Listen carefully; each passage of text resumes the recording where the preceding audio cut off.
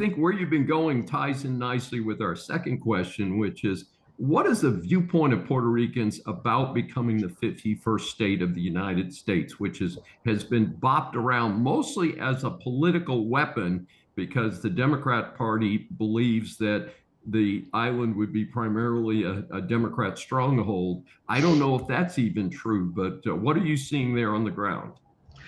Yeah, so because Puerto Rico is not a U.S. State, right?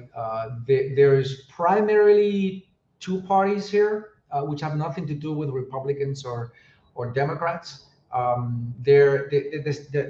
The population here is divided amongst people that want statehood, right? They want Puerto Rico to be a state, and that is called the PNP party, the Partido Nuevo Progresista. And then there's the Popular Party.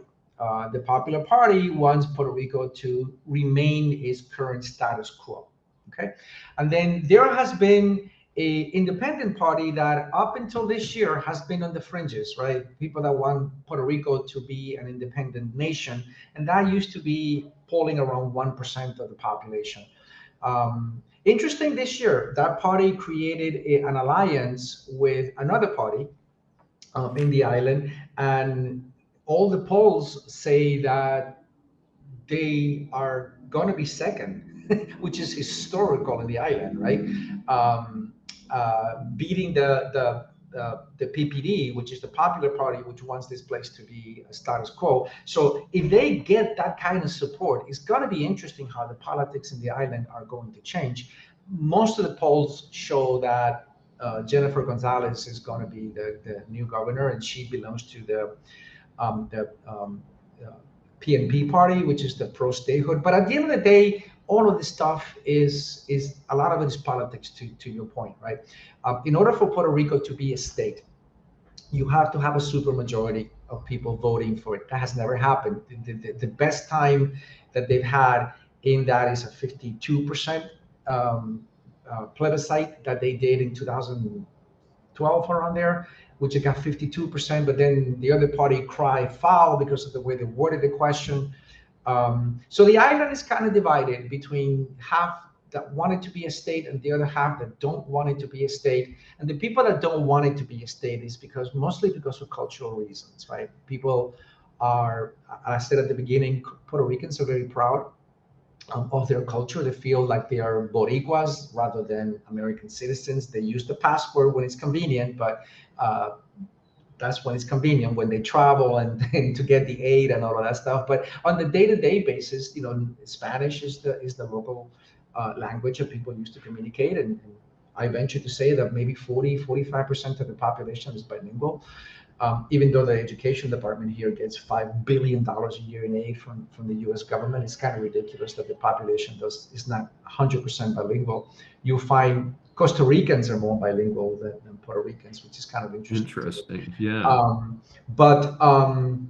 And so the PPD wants to be status quo, send me the money, I'm going to use it however I want to, I'm going to govern myself, and I'm going to keep my culture, I'm going to send my own Miss Universe contestant, I'm going to send my own team to the Olympics. And believe it or not, as bizarre as that sounds, that is a reason that they use in order to continue to be in this status quo.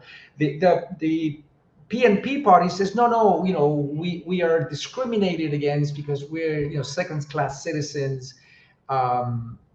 When I've challenged everybody to define what those things are for me, nobody can give me a reasonable, unemotional answer, right? So the people that want to be independent, the PNP party, I say, well, how are you discriminated? Please explain that to a non-Puerto Rican. And they give me all these things, which are all emotional, right? None of them are factual.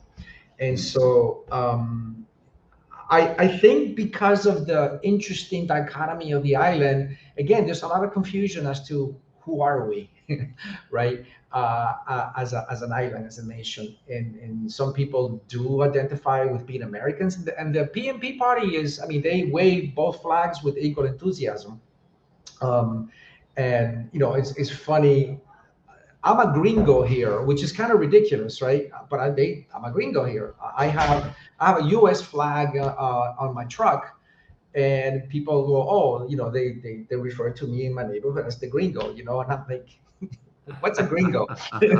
So are you. I mean, I remember one time there was this soccer team. Anyway, it's a long story, but the U.S. was playing another country for the World Cup, and the U.S. lost, and this bunch of guys were sort of, being glad that the Americans lost, but they were doing it in a very derogatory manner, and F gringo and this, that, and the other. And I went over there and I said, hey, what part of Colombia are you from? And he said, what are you talking about? I'm Boricua, And I'm like, why do you say that? I go, because you were talking crap about the gringos, but I bet you have a US passport, right? And that threw him for a complete loop, right? And I was doing it to prove a point, right? Like, you call me gringo, but so are you. But it's part of the challenge of living here. I see when people from the mainland come to live here because they have these tax incentive programs, and they come to live here and they struggle for the first 6 months to a year because they come with the belief that, oh, this is just like moving to Kansas. No, it isn't. This is more like moving to Central America than it is to moving to Kansas, right? The infrastructure is different, the culture is different, everything is different, but there's this underlying feeling about the gringo that is coming to the island. There's a whole bunch of people that are very resentful that Americans are buying up a lot of the good Americans, right? That are buying up a lot of the good property in the island. And I'm not emotionally attached to any of this stuff. So even though I've been coming here for 30 years, I've been married to a Puerto Rican for 10 or 12 now, and living here for 5, my rational mind still cannot grasp this this feeling. And my wife has told me, it's like, the problem is, George, that you are a gypsy, right? You grew up in one, you were born in one place, you grew up in 2 or 3 other places, and you've been traveling the world for 30 years, and you don't have this sense of patriotism and all of that. And I'm like, okay, fair enough. Maybe if I was born and raised here and had the history that the Puerto Ricans have, maybe I would feel that way. But since I don't, I look at all these things in a very practical manner, and a lot of it doesn't make sense to me. My father, taught me that in someone else's house, you don't have an opinion, right?